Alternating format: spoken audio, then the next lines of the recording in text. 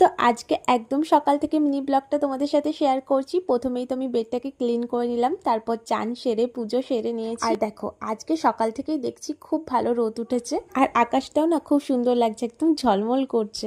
আর আজকে আমি hair wash করেছি, ওই জন্যই চুলটা আর কি ভিজে।